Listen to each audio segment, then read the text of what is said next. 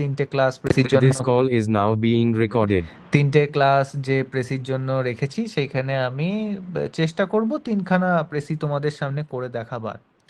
বাংলা আমার ইয়েতে নেই, না হলে বাংলাও করে দেখাতাম। আমার প্রেসি লেখার একটা মানে যেহেতু তোমাদের খুব তাড়াতাড়ি লিখতে হবে, আমি যখন পরীক্ষা দিয়েছি আমি নিজে খুব ক্যালকুলেটিভ ছিলাম, পরীক্ষা দেওয়ার ক্ষেত্রে অন্তত। তো পরীক্ষাতে যে আমি একটা যখন আনসার লিখতে যাব, সেই আনসারে আমি কতটা সময় ব্যয় করব, কোন জিনিসে আমার কতটা সময় যাবে, এবং আমি মানে আমি এইভাবে দেখতাম। তো আমি সেই পথেই তোমাদের চালনা করবার চেষ্টা করব, যেটাতে আমার সুবিধা হয়েছে। তো আমি দেখতাম যে আমি একটা passage This call is now আমার having notes সামাসে taken by me. আমার সামনে যে প্যাসেজটা দেওয়া আছে সেই প্যাসেজটা সবার আগে আমি মানে ওয়ার্ড কাউন্ট করব।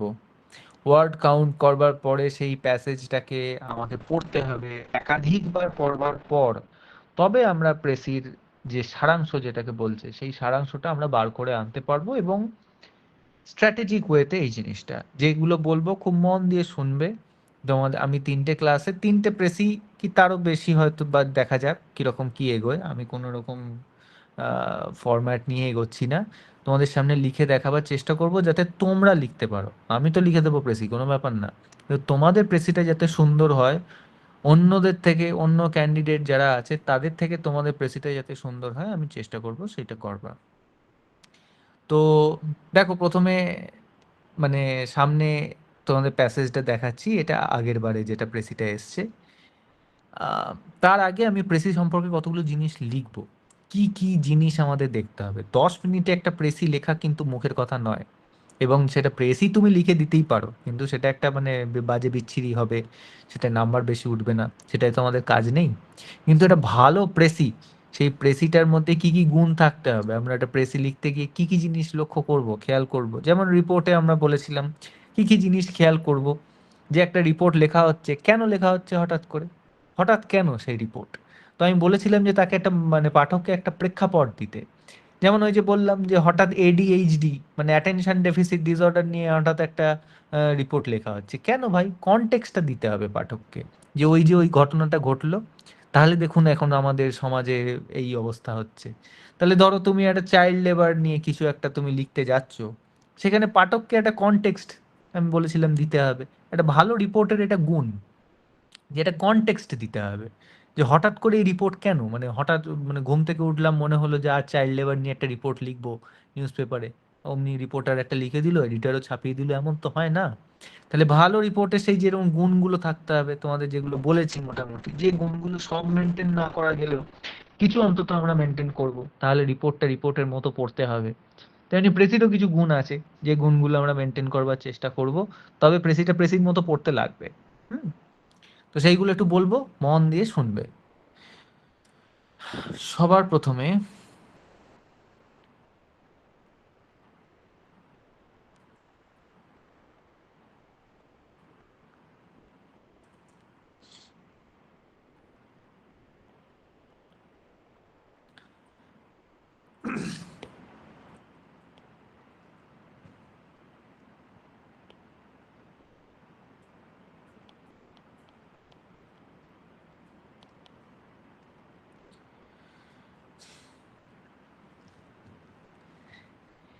এইটা কি বাংলায় বলা হচ্ছে সারাংশ।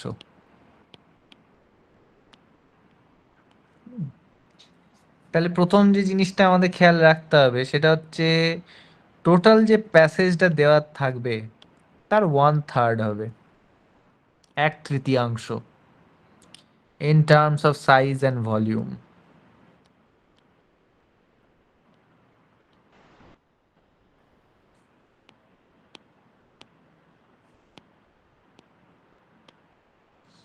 In terms of size and volume. তাহলে আমাদের প্যাসেজ পেয়েই প্রথমে যেটা করতে হবে ওয়ার্ড কাউন্ট। ওয়ার্ড আমরা কাউন্ট করে নেব, প্রত্যেকটি ওয়ার্ডে তোমাকে কাউন্ট করতে হবে, ইনক্লুডিং আর্টিকেল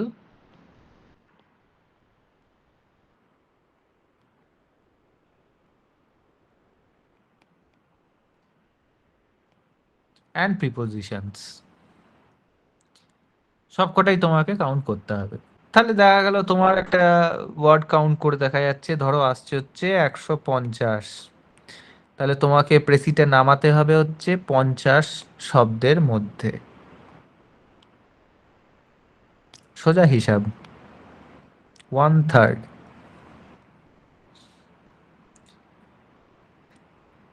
আমরা চেষ্টা করব এই যে 1/3-এর যে লিমিটটা আছে, এই লিমিটটাকে ব্রিচ না করতে।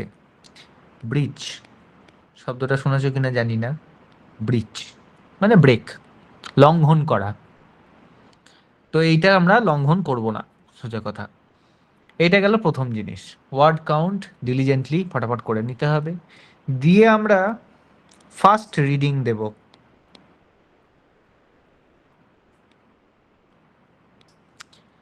ফার্স্ট রিডিং দেব গোটা প্যাসেজটাকে। হ্যাঁ, ফার্স্ট রিডিং দিয়ে আমরা বোঝার চেষ্টা করব যে প্যাসেজটা ঠিক মোটামুটি কি বলতে চাইছে। দরকার হয় আবার সেকেন্ড রিডিং দেব, কোনো ব্যাপার নয়। তো যতক্ষণ না মোটামুটি প্যাসেজটা কি বলতে চাইছে সেটা বুঝতে না পারবো, রিডিং দেব। এবার তোমাদের কি স্টাইল আছে আমি জানি না। আমি যখন কোনো প্যাসেজ বুঝতে পারি না তখন খুঁটিয়ে পড়ার থেকে আমি প্যাসেজটা একবার চোখ বোলাই, যতটুকু বুঝতে পারলাম পারলাম, আবার একবার চোখ বোলাই। রিপিটেড স্ক্যানিং আমি করে থাকি এটা অন্তত। অনেকে খুঁটিয়ে মন দিয়ে একবারেই পড়বে, অসুবিধা তাতে কিছু নেই, কিন্তু আমার মনে হয় ওতে সময় বেশি লাগে। তো আমরা যত পারবো সময় বাঁচাবো। আমি তো মনে করি আমার ক্ষেত্রে, তোমার নাও হতে পারে, তোমার মনে হতে পারে তুমি একবারে মন দিয়ে ভালো করে পড়বে, কোনো অসুবিধা নেই। আমি রিপিটেড স্ক্যানিং করি, আমার পড়ার ধরনই এটা। রিপিটেড স্ক্যানিং করে আমি মোটামুটি দেখে নিই যে কি বলতে চাইছে। তাহলে যখন তোমাকে আহ, মানে একটা প্যাসেজ দেবে, সেই প্যাসেজ আবার তোমাকে 10 মিনিটের মধ্যে নামাতে হবে, গড়ে 10 মিনিট তুমি পাবে। এই গড়ে 10 মিনিট হয়তো তুমি মানে ট্রান্সলেশনে হয়তো 10-এর বেশি লাগবে তোমার। দুটো ট্রান্সলেশনে 10-10 20 মিনিটের জায়গায় তোমার 30 মিনিট লেগে যেতে পারে। সেখানে দেখবে হয়তো প্রেসির জন্য তোমার কম সময় পড়ে আছে, রিপোর্টের জন্য কম সময় পড়ে আছে। তো গড়ে 10 মিনিট যখন পাবো তখন বেশি সেটায় সময় নষ্ট না করে রিপিটেড স্ক্যানিং করে আমরা মোটামুটি দেখে নেবো যে প্যাসেজে কি বলতে চাইছে। বেশ, এবার যখন প্রেসিটা লিখবো, ভাববো যখন, তখন প্রথমে প্রেসিটা লিখবো হচ্ছে আক্ষরিক অর্থে যা বোঝায় literal. Literal summary, literal summary না বললেও উম, ওটাকে কি বলা হয়, লিটারাল মিনিংই বলি মোট কথা। বুঝাই আগে তারপর বোঝো।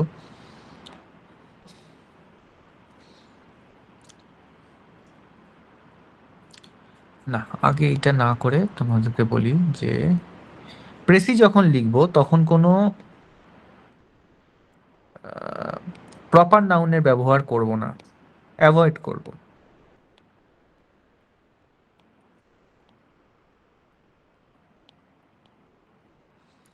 প্রপার নাউন কোনগুলো? যে কোনো জিনিসের নাম, ইয়ার, ডেট, মানে মোট কথা টাইম। প্রপার নাউন অ্যাভয়েড করব।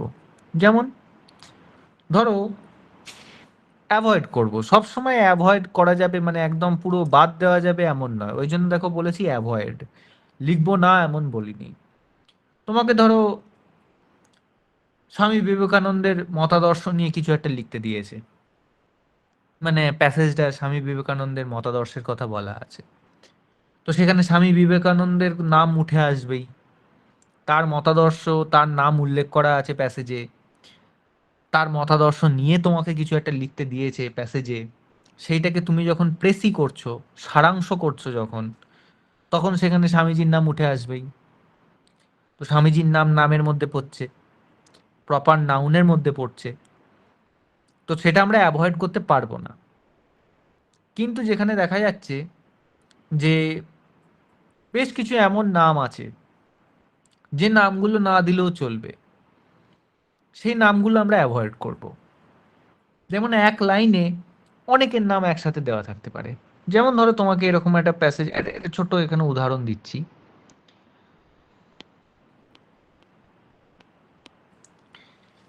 কেন প্রপার নাউন আমরা অ্যাভয়েড করব? প্রপার নাউন প্রচুর শব্দ খায়, অত শব্দ আমরা দিতে পারবো না। আমাদেরকে শব্দ চয়নে চয়েস অফ ওয়ার্ডস, এখানেও লিখলাম, এখানেও আবার লিখছি, চয়েস অফ ওয়ার্ডস। এটা মোস্ট ইম্পর্ট্যান্ট জিনিস একটা প্রেসি লেখার সময়। চয়েস অফ ওয়ার্ডসের দিকে আমাদের খুব নজর দিতে হবে, এবং আমরা ভীষণ কিপ্টে হব শব্দ ব্যবহারের ক্ষেত্রে। কিছুতেই আমরা শব্দ খরচ করতে চাইবো না, যেভাবে হোক এক কথায় প্রকাশের মাধ্যমে, যেটাকে ইংরেজিতে বলে সিঙ্গল ওয়ার্ড সাবস্টিটিউশন। এই সমস্ত করে আমরা ট্রিক্স কি কি আছে সেগুলো বলছি। মোট কথা আমাদের চয়েস অফ ওয়ার্ডস খুব ভালো হতে হবে। আমরা শব্দ খরচ কিছুতেই করতে চাইবো না। শব্দ খরচ করবার আগে ভেবে দেখতে হবে এই শব্দটা কি খুব জরুরি প্রেসির মধ্যে ঢোকানো। যদি মনে হয় যে না, এই শব্দ জরুরি আছে, তাহলে তখনই ঢোকাবো। এবং যখন আমরা প্রেসিতে একটা বাক্য লিখব, বাক্যটা লেখার পরে তারপর সেটাতে আমরা নজর দেব যে এর মধ্যে কোন অংশটা এক কথায় প্রকাশ করে আমরা ছোট করে আনতে পারি। এই অ্যাডজেক্টিভটা দুটো শব্দ খেয়ে নিচ্ছে, এটাকে আমরা এক কথায় কি করে আনতে পারি। এই সেন্টেন্সটাকে যদি আমরা অন্যভাবে লিখি, প্যাসিভ থেকে যদি অ্যাক্টিভ করে দিই, তাহলে সেন্টেন্সটার দৈর্ঘ্য ছোট হয়ে যাচ্ছে, শব্দ কম লাগছে। এইগুলো আমাদের খেয়াল রাখতে হবে। মোট কথা আমরা শব্দ কিছুতেই খরচা করব না। কিপ্টের মতো একটা দুটো করে শব্দ আমরা বার করব ঝুলি থেকে, তবে সুন্দর প্রেসি হবে। এই একটা কথা। প্রপার নাউন ব্যবহার করলে কি হবে? তোমার শব্দ খেয়ে যাবে। ধরো তোমাকে যেটা উদাহরণটা দিতে যাচ্ছিলাম, তোমাকে একটা এরকম প্যাসেজ দেওয়া হচ্ছে যে 1850-এর পরে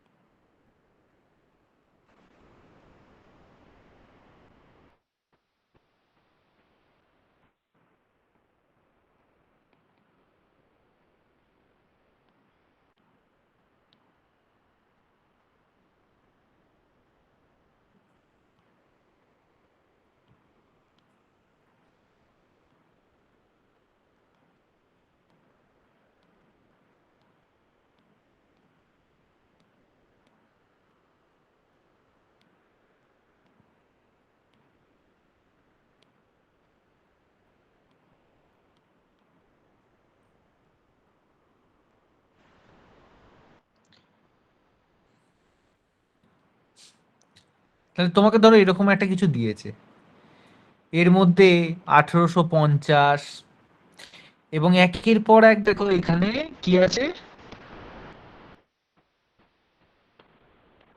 নাম। আহ, নামের তো এখানে উল্লেখ করা আছে। দেখো রবীন্দ্রনাথ ঠাকুর একটা, আশুতোষ, হ্যাঁ, স্বামী বিবেকানন্দ, নেতাজি সুভাষ, ঋষি অরবিন্দ সব দিয়েছে। এইবার তুমি যদি এই প্রেসি করতে যাও, এবার তোমাকে এত বড় একটা প্যাসেজ দিয়েছে ধরো, সেই প্যাসেজের মধ্যেই এত কিছু আছে, যদি 5টা নামই তুমি দিতে যাও, তাহলে কি হবে? তোমার গোটা প্রেসি ওই 5টা নামেই শেষ হয়ে যাবে। তাহলে কি তুমি 5খানা নাম দিতে পারবে? সম্ভব নয়। এই 1850-এর পরে, এই 1850-এর এইটাও যদি তুমি ওখানে উল্লেখ করতে যাও, তাহলেও দেখবে যে প্রেসিটা শুনতে ভালোও লাগছে না, আর প্রেসিটার মধ্যে প্রচুর শব্দ ব্যয় হয়ে যাচ্ছে শুধু এই প্রপার নাউনের জন্য। তো তখন আমরা কি করব? প্রপার নাউন আমরা অ্যাভয়েড করব। অ্যাভয়েড করে কিভাবে লেখা যেতে পারে এটাকে? 1850 মানে কত? এটাকে কত শতাব্দী, কত শতক বলা হয়? এটা কি বলো তোমরা? ঊনবিংশ। ঊনবিংশ। ঊনবিংশ শতাব্দী। 19 শতক। 19 শতক, ঊনবিংশ শতক। তাহলে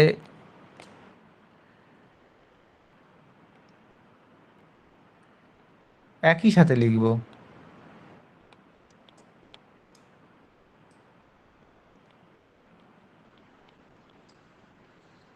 আঠারোশো পঞ্চাশের পরে মানে 19 শতকের দ্বিতীয়ার্ধে। 19 শতক একসাথেই লিখি। 19 শতকের দ্বিতীয়ার্ধে বাংলার বুকে জন্মগ্রহণ করেছেন অমুক অমুক অমুক ইত্যাদি। তাহলে এখানে এইভাবে আমরা লিখতে পারি, 19 শতকের দ্বিতীয়ার্ধে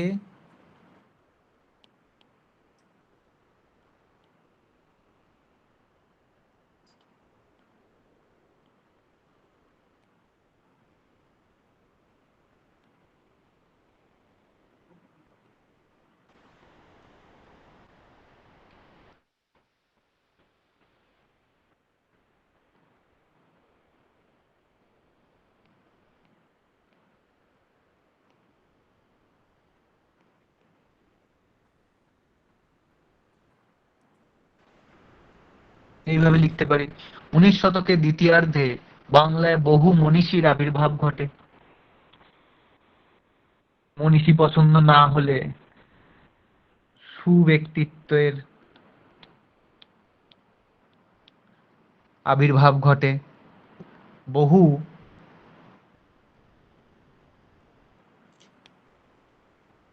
আরো যদি তুমি ভক্তিতে গদগদ হয়ে ওঠো, তাহলে বহু মহাপুরুষের আবির্ভাব ঘটে।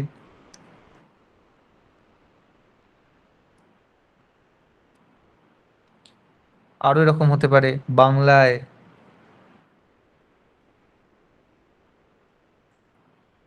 বহু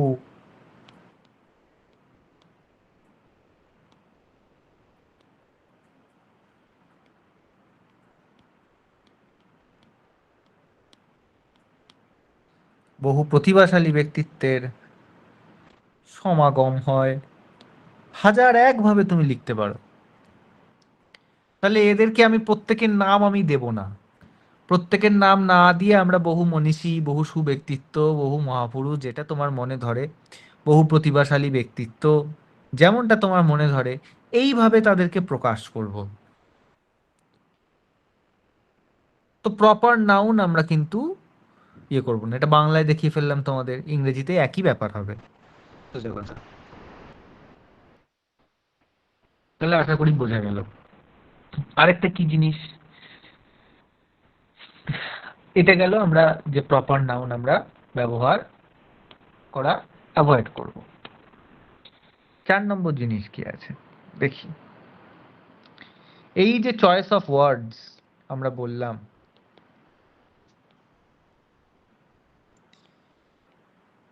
তাহলে এই চয়েস অফ ওয়ার্ডস কিন্তু এমনি এমনি আসবে না। তোমাকে একটা লেখা লেখার পরে প্রচুর পালিশ করতে হবে, ঘষা মাজা করতে হবে। এই ঘষা মাজার কিছু টেকনিক আছে। যেমন একটা ঘষা মাজার টেকনিক বললাম হচ্ছে ওয়ান ওয়ার্ড সাবস্টিটিউশন। কি আছে? One word substitution. কেমন ভাবে হয় একটা উদাহরণ দেখাই।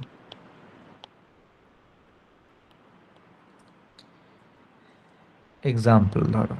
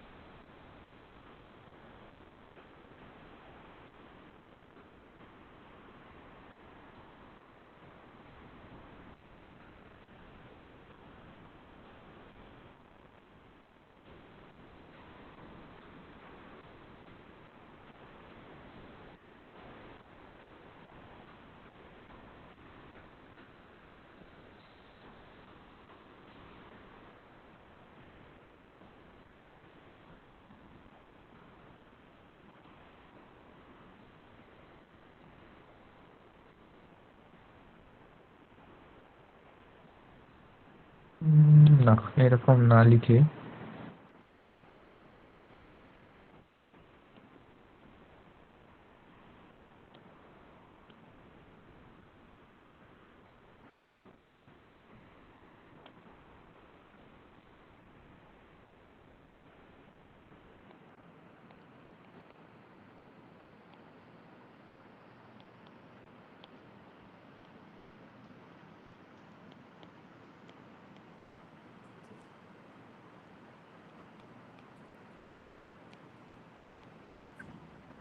একটা এমনি জাস্ট র্যান্ডম সেন্টেন্স আমার মাথায় এলো, সেইটাই লিখলাম।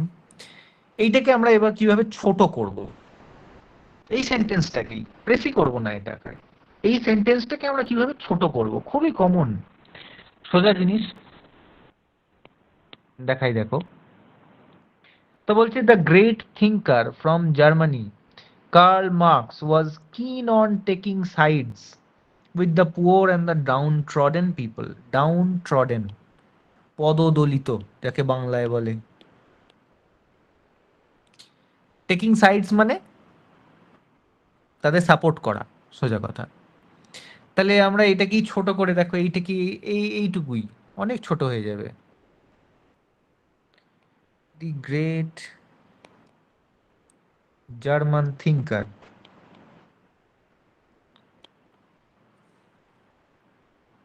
অ্যাডজেক্টিভ ব্যবহার করতে হবে এইভাবে। Karl Marx was keen on taking sides and then was siding with poor and the downtrodden। এর জন্য একটা সুন্দর টার্ম আছে, প্রোলেটারিয়েট। ছোট্ট হয়ে গেল সেন্টেন্সটা। এরকম হাজার একটা উদাহরণ দেওয়া যায়। প্রেসি করতে করতে আমরা দেখব যে এইভাবে আমাদেরকে ছোট করতে হবে। দেখো এইখানে কি করে ছোট করলাম, ফ্রম জার্মানি সেটাকে করে দিলাম জার্মান থিঙ্কার, টেকিং সাইডস সেটাকে করে দিলাম সাইডিং।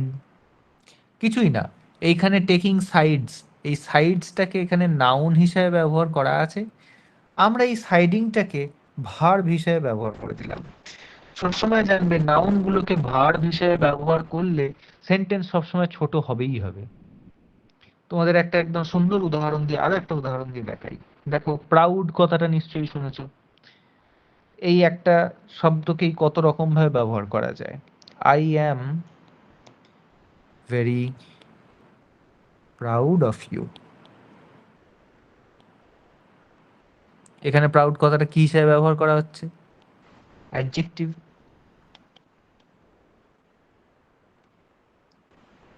তাহলে এই অ্যাডজেক্টিভটাকে আমরা এবার নাউন হিসেবে ব্যবহার করি। I take pride in you. এখানে এটি নাউন হিসেবে ব্যবহার হচ্ছে।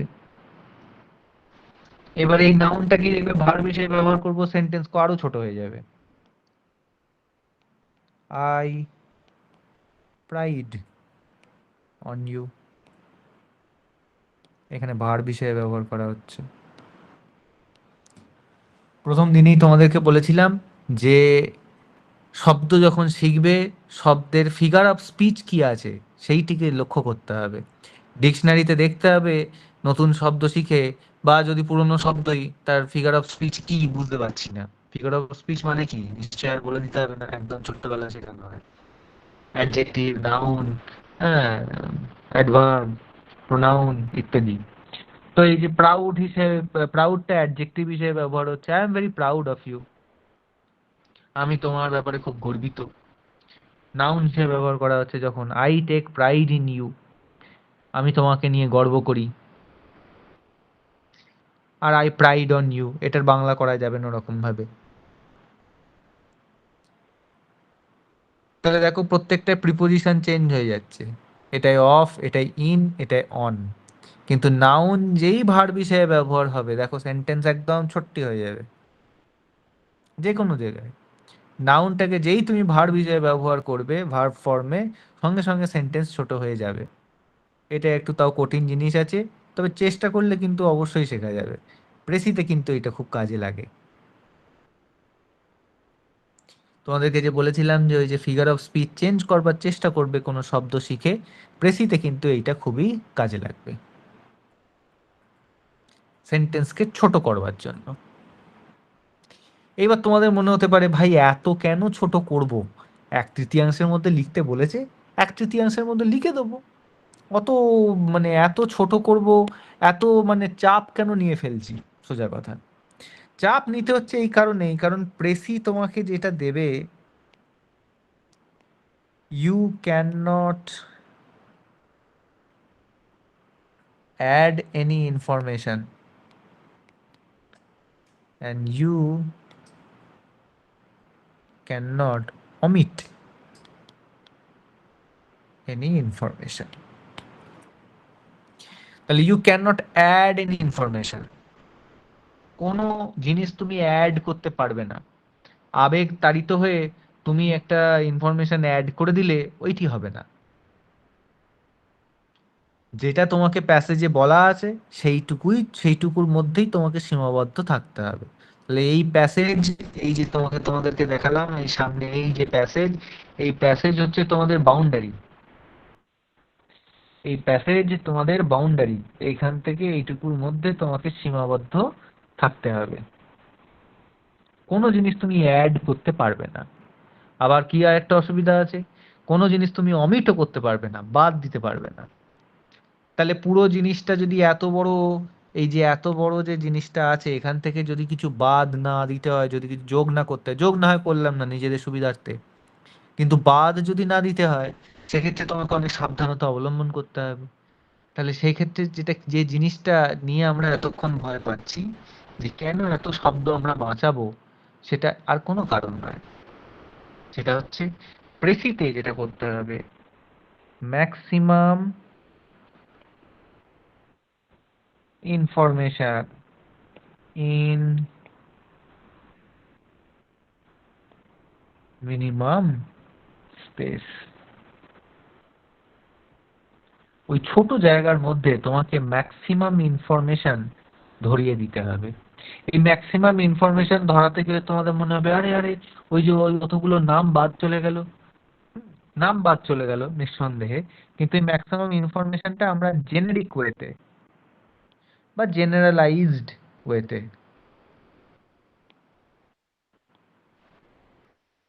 জেনারেলাইজড ওয়েতে বলবো, স্পেসিফিক ওয়েতে বলতে পারবো না।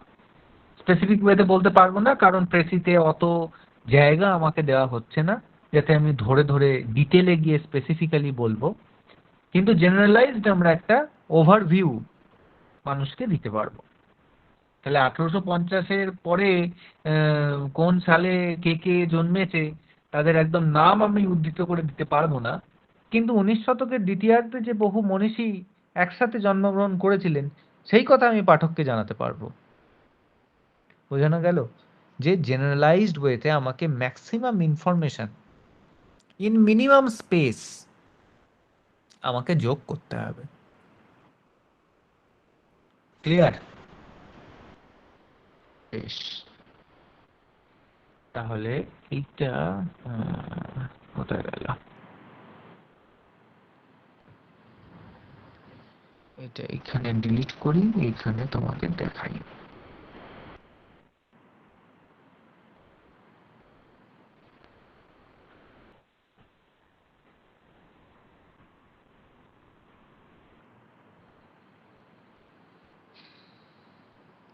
এতদূর পর্যন্ত যা বললাম তা কি বোঝা গেল?